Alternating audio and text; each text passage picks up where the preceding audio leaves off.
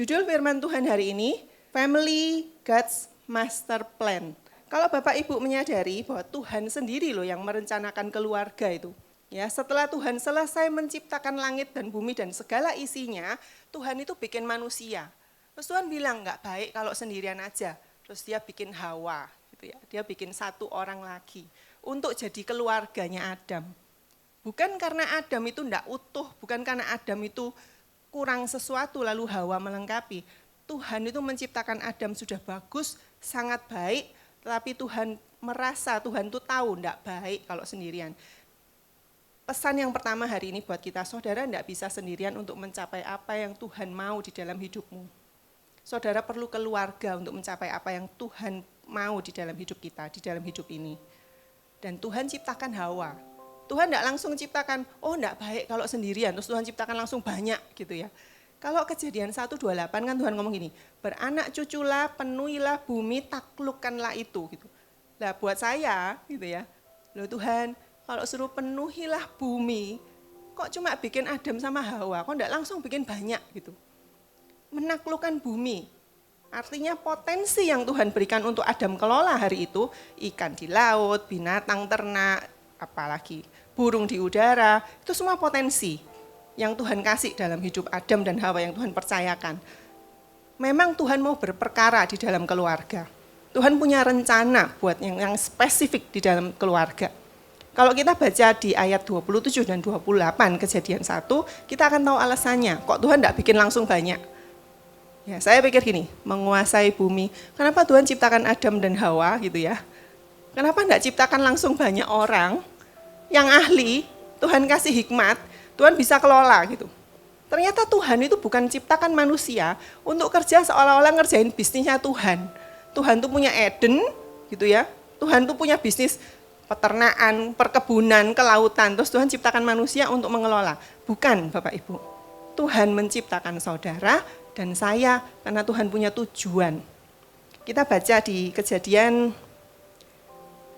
1 ayat 26 dan 27.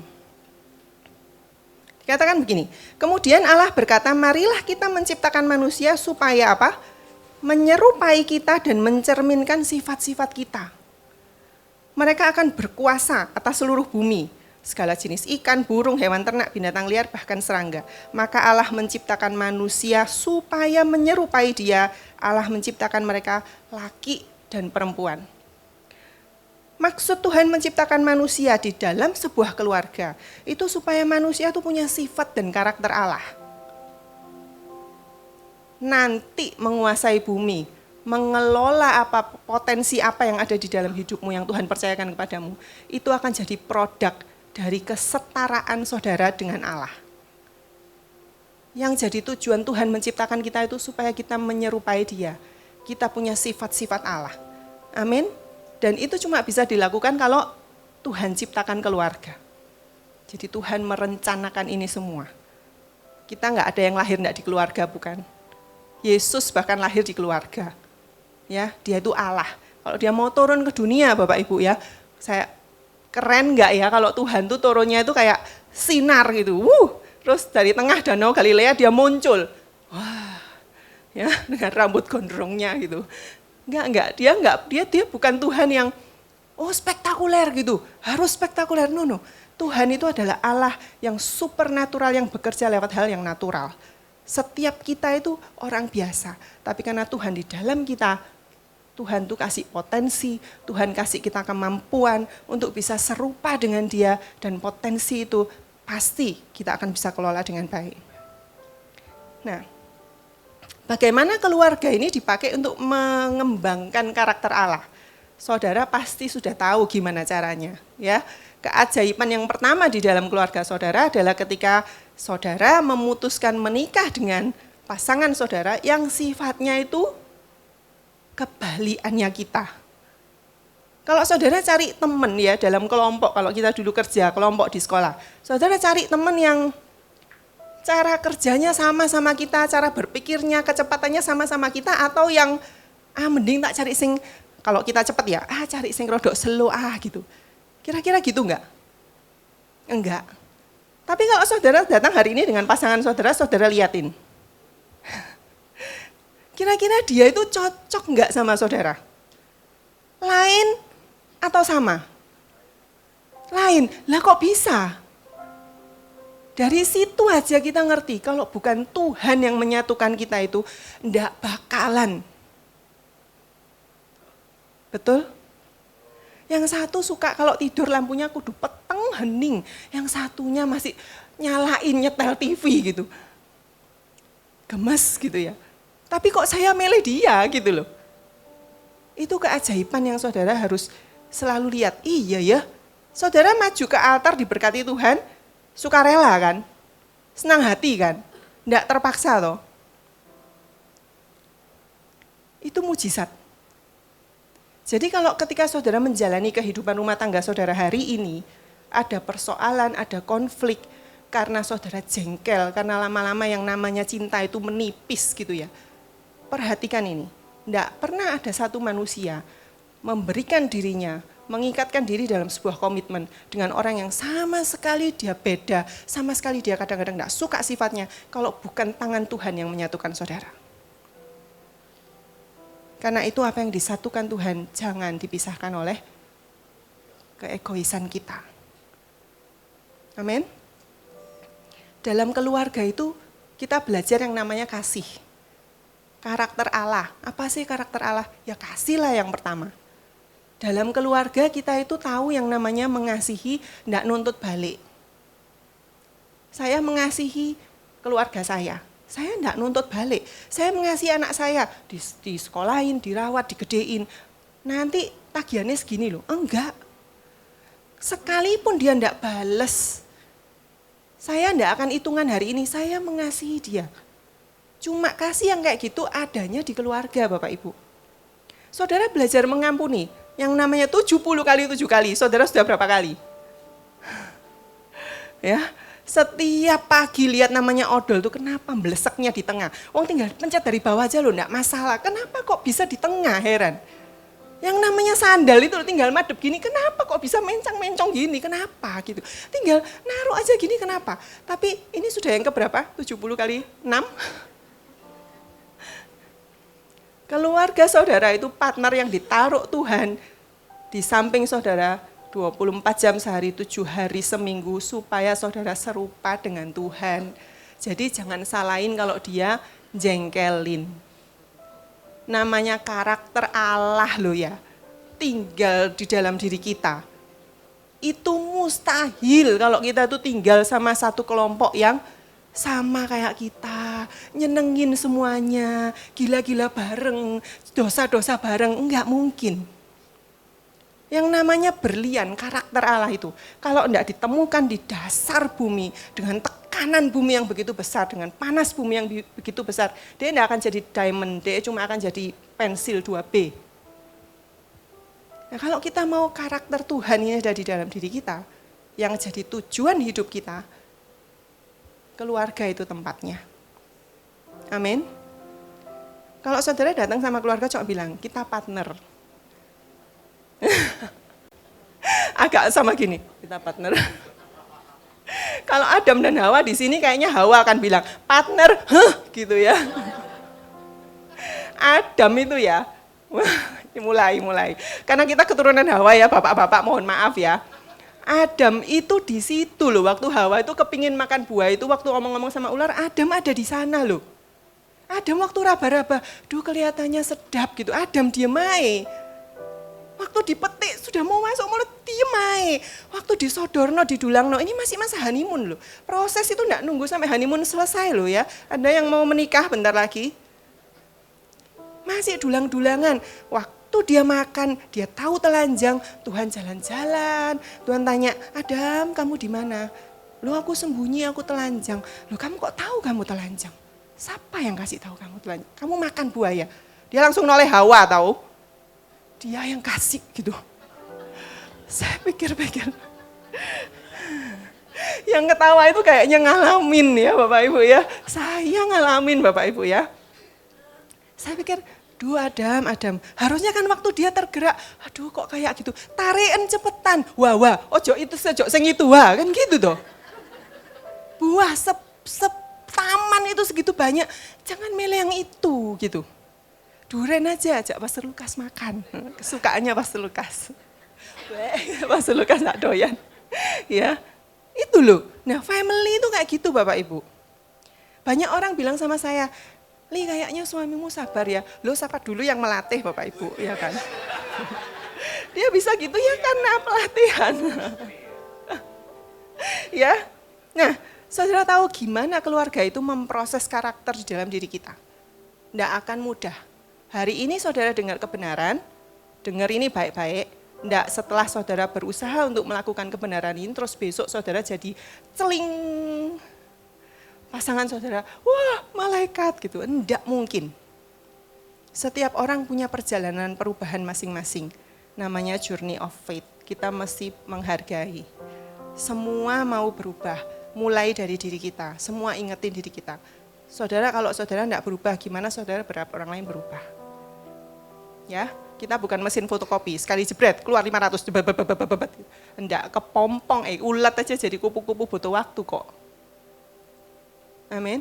Karbon jadi diamond butuh waktu. Jadi saudara bilang, kamu diamondku, cuma belum jadi. Ya Bapak Ibu, baik kita mau belajar sama-sama, saudara siap? Boleh kalau mau ngomong sekarang, kamu diamondku. Tapi belum jadi. Oke. Bagaimana kita ngalamin perubahan karakter dalam keluarga? Yang pertama, kasihi keluargamu dengan hati penuh. Dan berusahalah berlaku adil. Ya, kita baca Yeremia 1 ayat 5.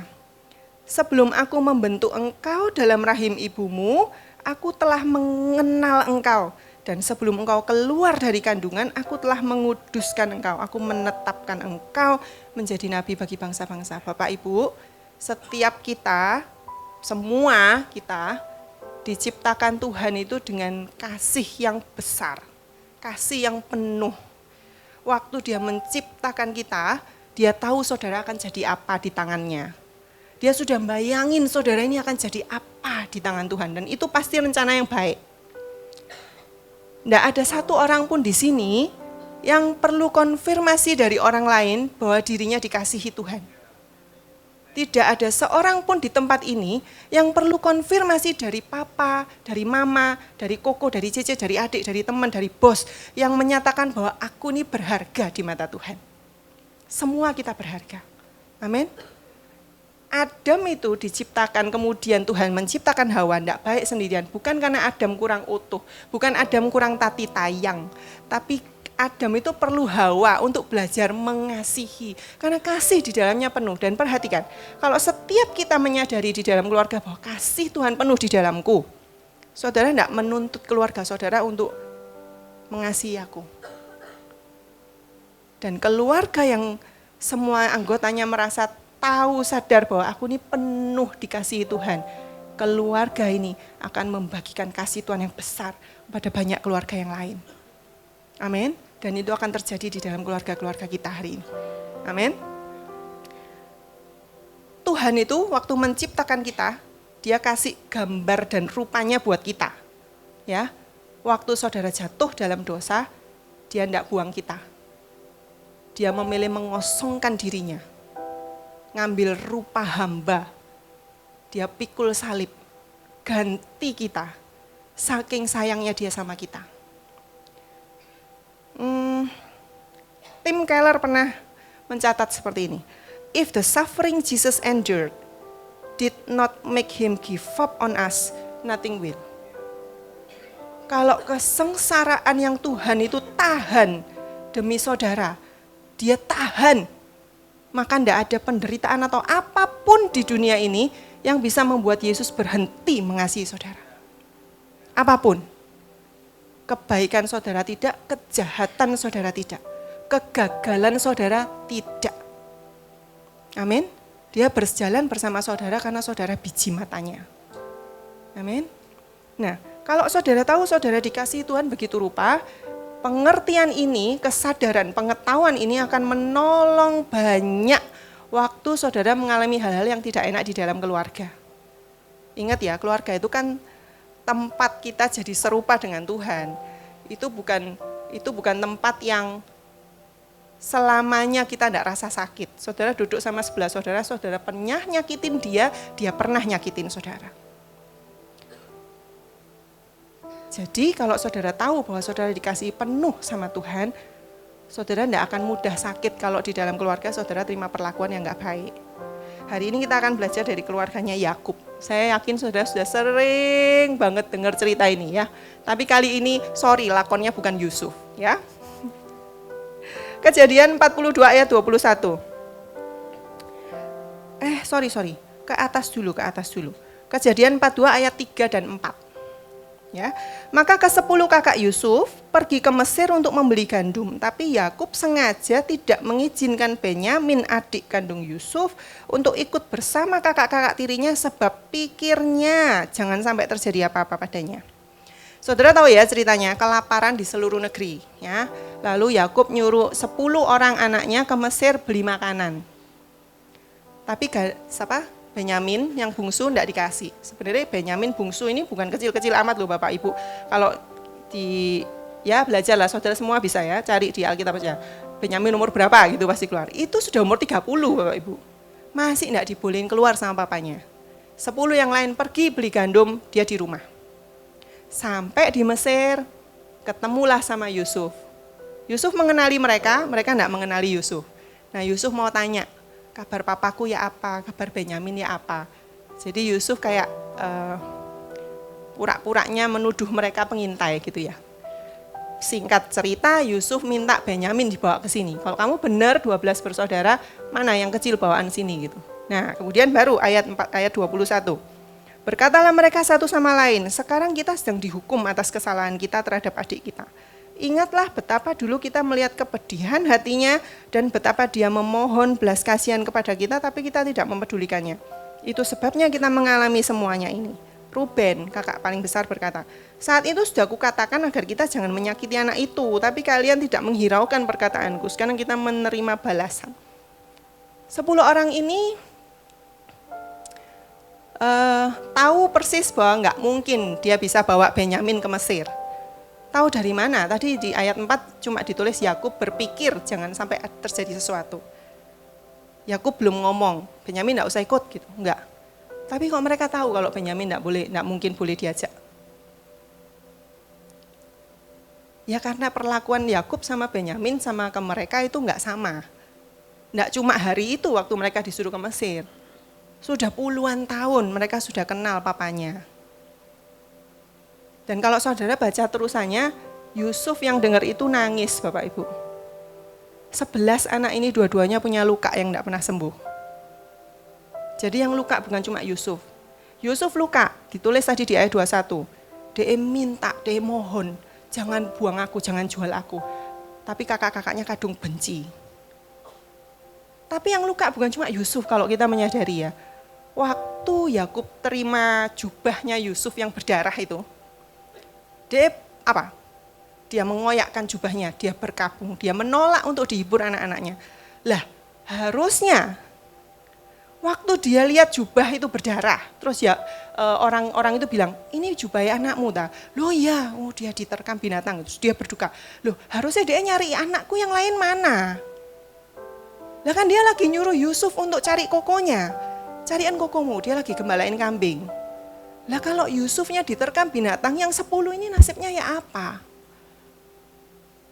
Alkitab tidak nyatet kalau Yakub peduli sebagai seorang papa ke 10 yang lain. Bapak Ibu, di dalam setiap kita itu punya kriteria orang favorit, ya.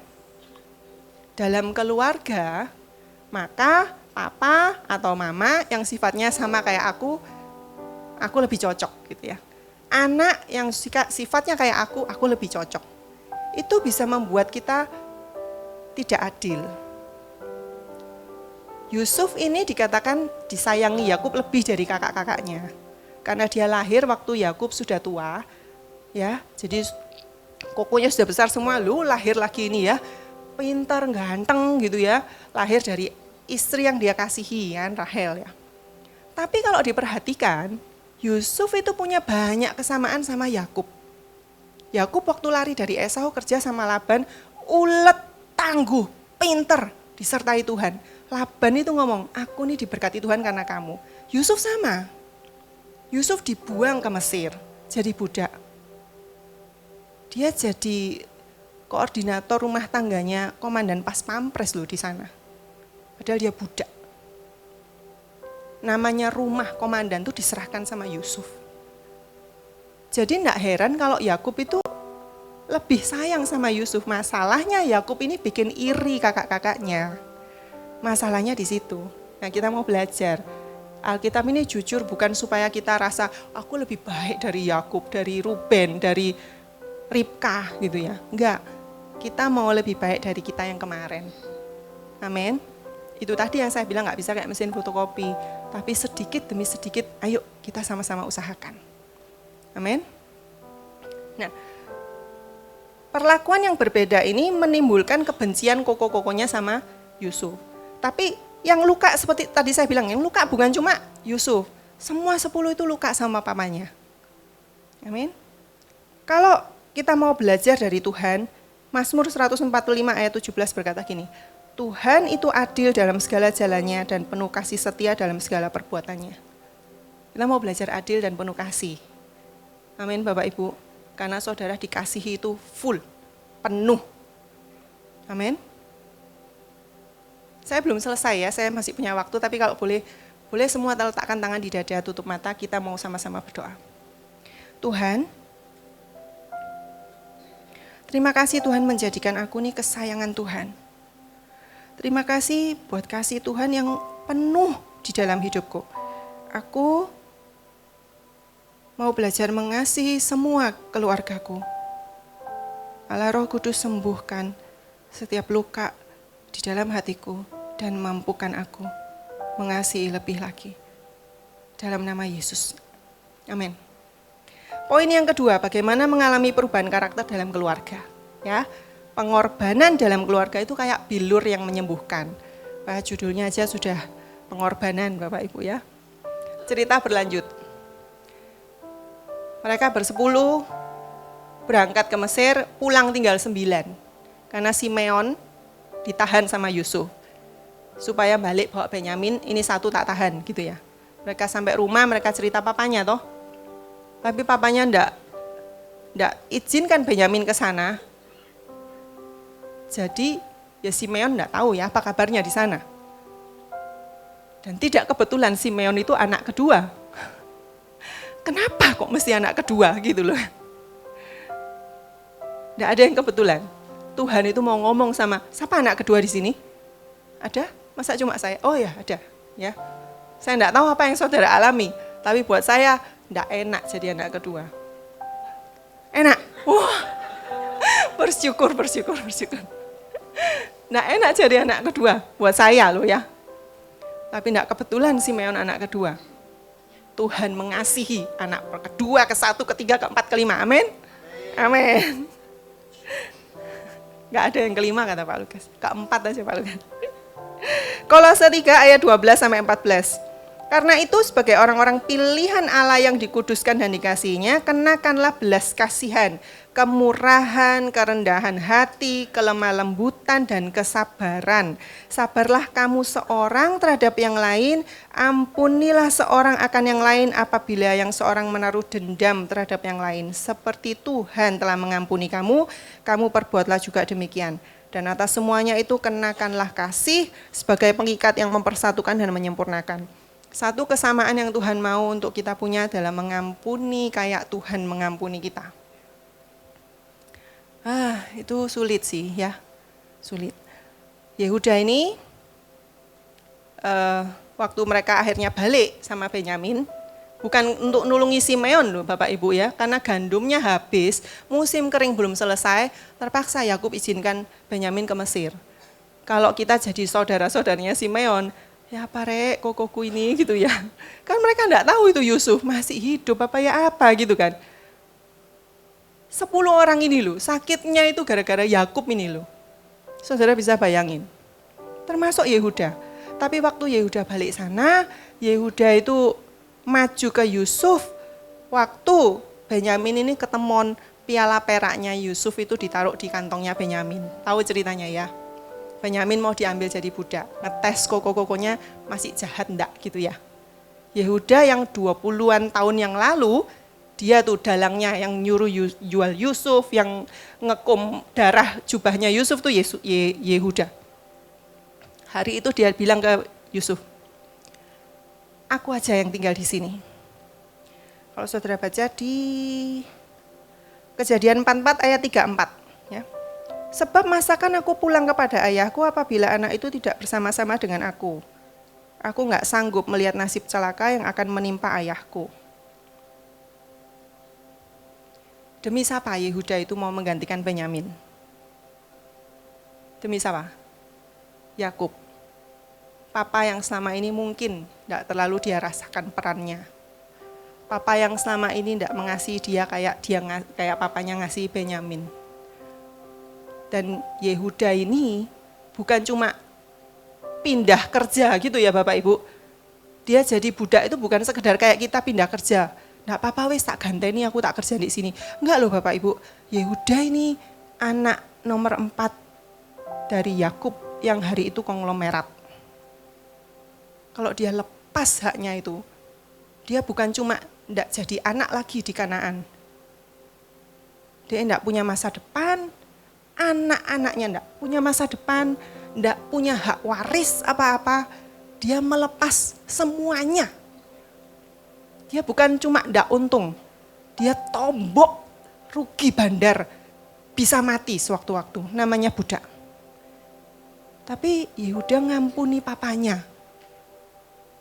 Dan itu loh yang ditunggu-tunggu Tuhan. Keluarga ini, keluarga saudara, keluarga saya, keluarga Yakub, itu master plan-nya Tuhan. Ada rencana yang spesifik yang Tuhan mau kerjakan di dalam keluarga ini.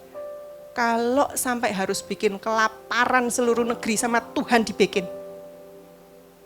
Supaya mereka dipulihkan kembali.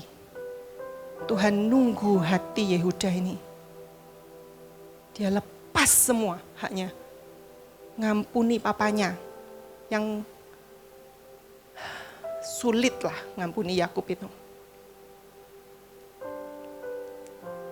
Kita lihat kalau Yakub mungkin tidak berterima kasih kalau Yehuda itu beneran tinggal di Mesir ya.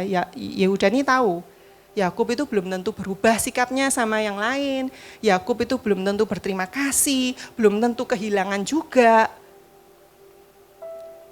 Tapi persembahan kita yang terbesar itu adalah ketika kita melakukan pengorbanan di dalam keluarga. Di keluarga tidak ada yang terima kasih sama saudara, tidak ada yang tepuk tangan, tidak ada panggung kalau di keluarga itu. Tapi itu yang dicari Tuhan. Mungkin tidak dikasih Yakub, tapi lihat apa yang Tuhan kasih buat Yehuda. Di Kejadian 49 ayat 8, saudara boleh buka ya, karena nggak ada di ini. Kejadian 49 ayat 8, ini yang Tuhan ngomong tentang Yehuda lewat Yakub. Yehuda, saudara-saudaramu memujimu, keturunanmu akan menaklukkan musuh-musuh. Anak-anakku yang lain akan tunduk kepadamu. Kekuasaan suku Yehuda bagai seekor singa muda yang beristirahat sesudah mencabik dan puas makan mangsa. Tidak ada seorang pun akan berani mengganggu kalian. Tongkat kerajaan tidak akan beralih dari suku Yehuda.